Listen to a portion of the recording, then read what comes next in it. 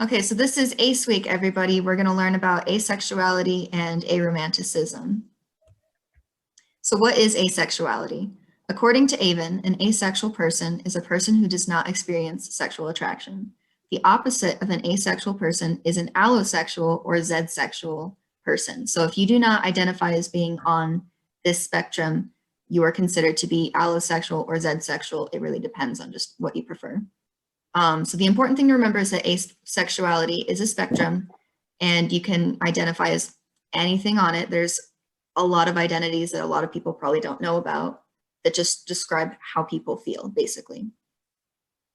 So what is aromanticism? An aromantic person is a person who does not experience romantic attraction. Crazy. The opposite of an aromantic person is alloromantic or Z-romantic. So basically the same prefix, but for your romantic orientation. And it is also a spectrum that is just as broad as the asexual spectrum. And they're pretty similar in some ways, but they're definitely different things. One is a sexuality and one is a romantic orientation. So we're talking about them both, but they're different. And I want to highlight that you can still experience love as an aromantic person because there's more types of love than sexual and romantic. And that's an important thing that we should remember about our aromantic friends. So what are some types of attraction? So we all probably know what like sexual attraction is and what romantic attraction is. It's like desiring sexual interaction and desiring a romantic bond. I hope you know what a platonic attraction is. That's basically when you're like, I'm attracted to this person as a friend, you know. But there are other kinds of attraction like aesthetic attraction where like, say you're asexual, you could still appreciate that someone looks good, you know, without being like, oh, let's have sex or whatever. And there's sensual attraction, which is like, how do I describe? So it depends on like senses and stuff. So holding hands might be sensual attraction instead of romantic attraction, or like a hug could be. It's kind of like when you cuddle with your friend, that's not necessarily romantic. It's just you like to cuddle, I guess. And there's more kinds of attraction, but those are the basic ones. And then there's others that are like a combination of, it gets complicated. Anyway, let's move on. We still doing good? Yeah. We chilling. We chilling? Okay, cool. I can't see. I wrote it too wide. Okay. So sex and romance attitudes. So just because you're asexual doesn't mean you have any specific attitude just because of what your sexuality is. So let's go through them. Sex, romance, and different is when you don't really have a strong opinion on either romance or sex. Depends on which one you're talking about. It just kind of exists in your life. You're not like repulsed by it. You're not excited by it. It just exists, man. Sometimes you talk about it. It's whatever. It's just there. It's just there.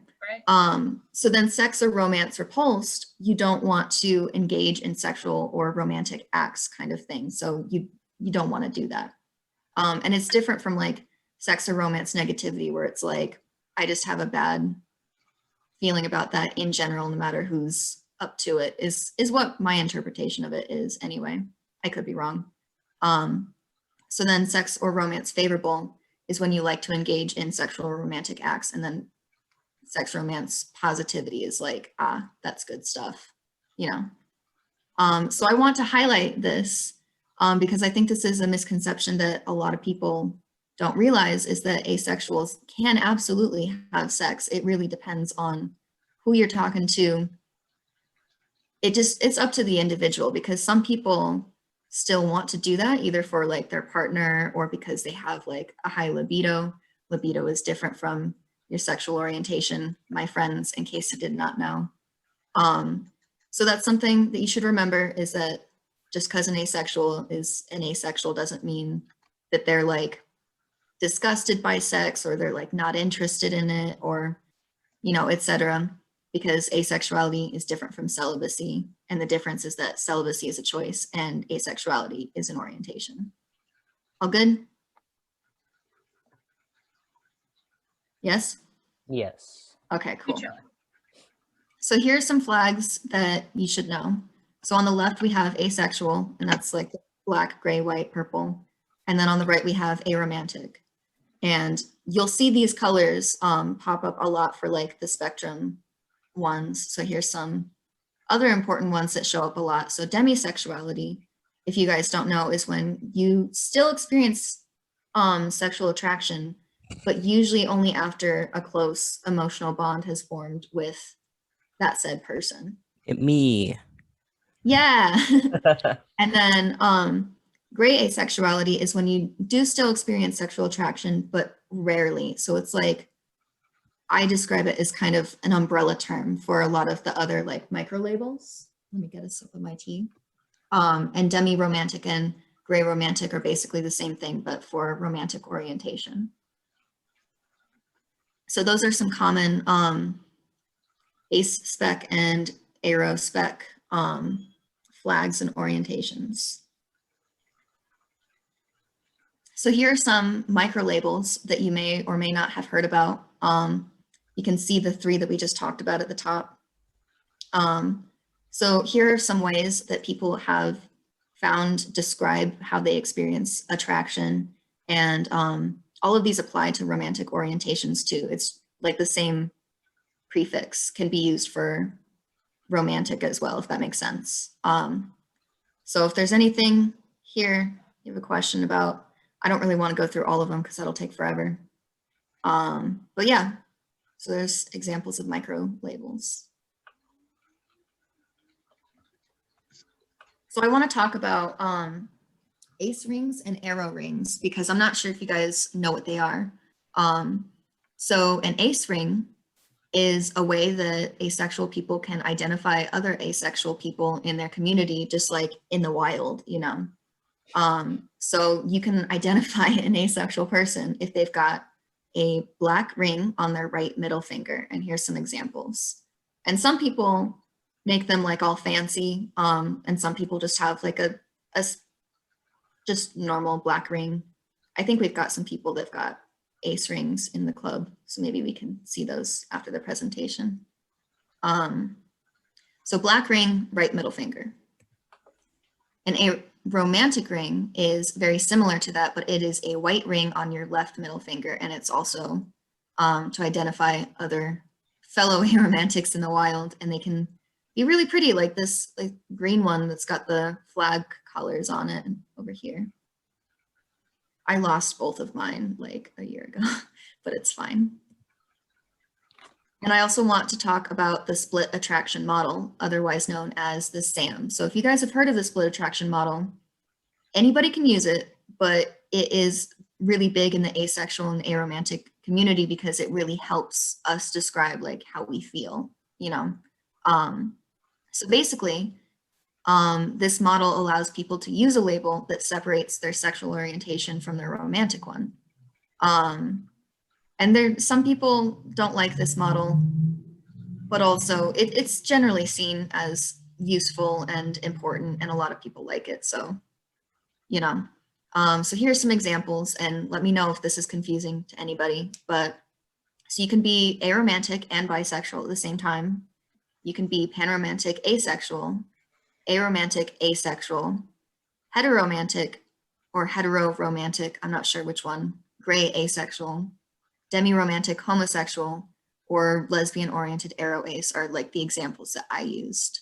But honestly, there's so many combinations of things that you can be. And if you have any questions, we can talk about that. Anybody? No? Okay.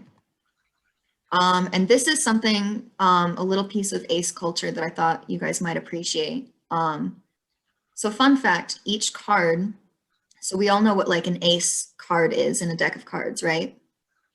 So there's 4 of them, and people like to use these cards to like describe their labels in some ways. So for example, with an Ace of Hearts, that is a person who still experiences romantic attraction, but is asexual. And then the Ace of Clubs, I think is what it's called, is a person that's questioning their romantic orientation, but they're asexual. And then the Ace of Diamonds is for people that are like in the gray area. So gray asexuals and demisexuals will be Ace of Diamonds. And then The ace of spades is reserved for aromantic asexuals or aroaces. So I thought that was kind of a neat little fact, kind of fun.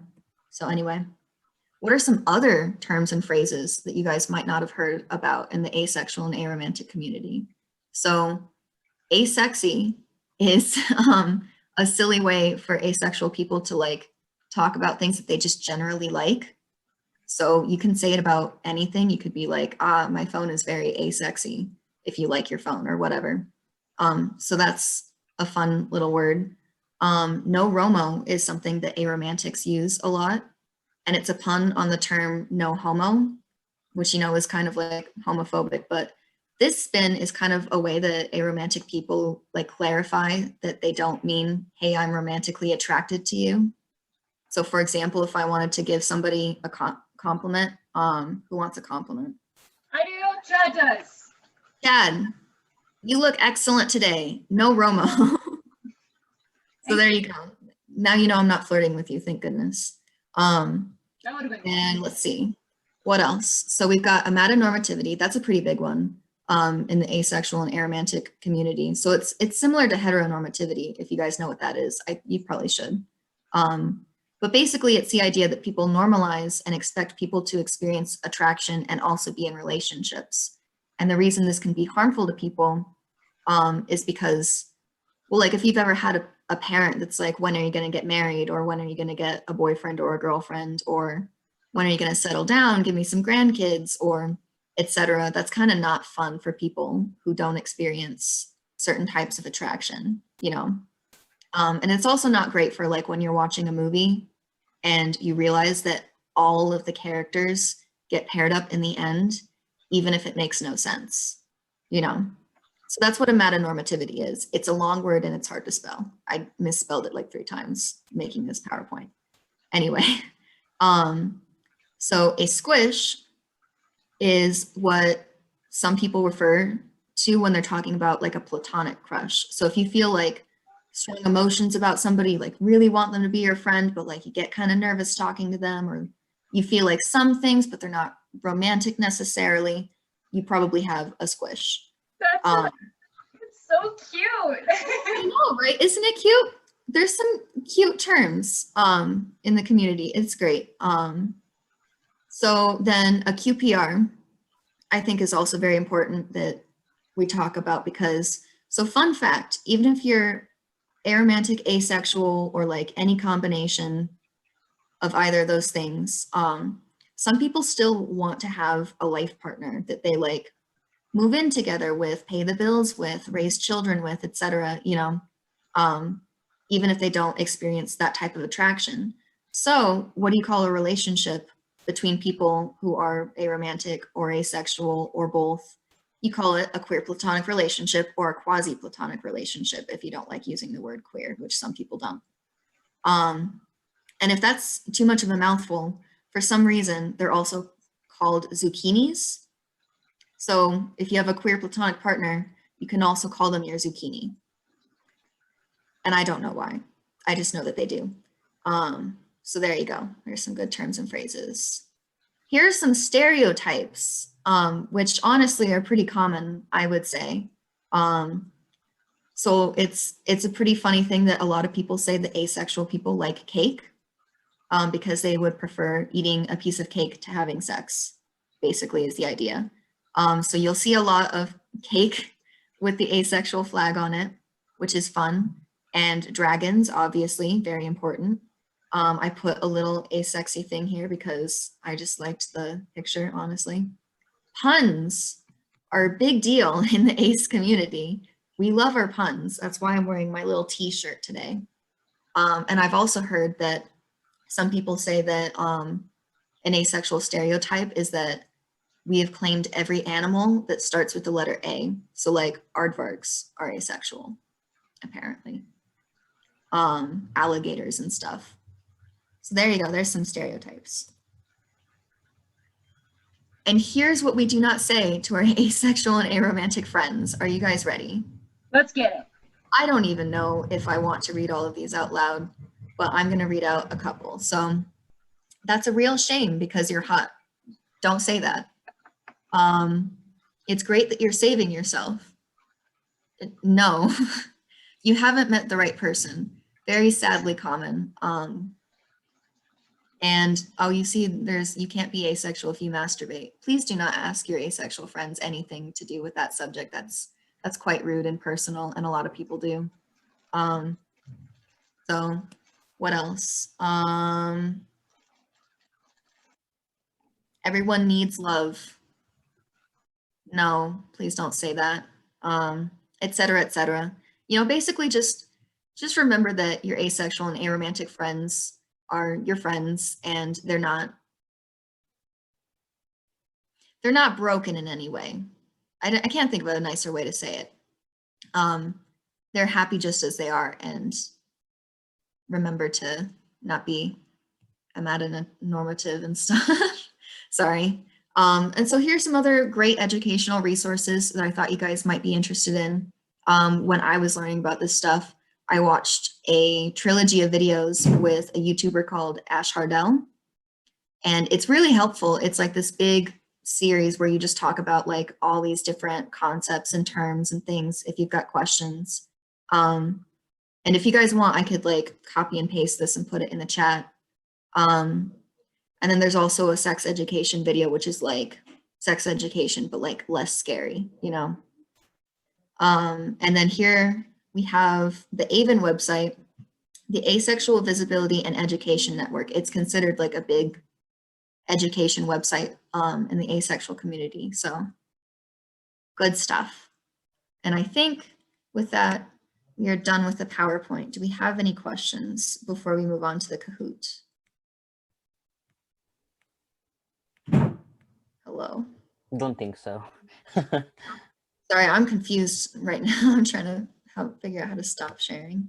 Was that a lot of words? A lot of information?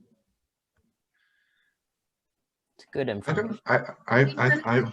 I really enjoyed that because Glad. I went into a little bit of research whenever I did the sexuality PowerPoint last semester, but it was nice like learning more about it, and I think it's so fascinating. Yeah, it's really cool. There's a lot of culture that I didn't realize before I, started doing research. I mean, a couple years ago. It's a fun community. So no questions, nothing. Thought it was interesting. Ah, that's good. I learned. Imagine that. People that want to share their experiences, ace rings, arrow rings, anything. Ace ring. Yeah. Before we do that, are you guys okay with sharing that stuff over a recording? Oh yes, absolutely. If not, I will stop recording now. I'm fine with it, I guess. You do not have to share anything. Yeah, Darren already shared.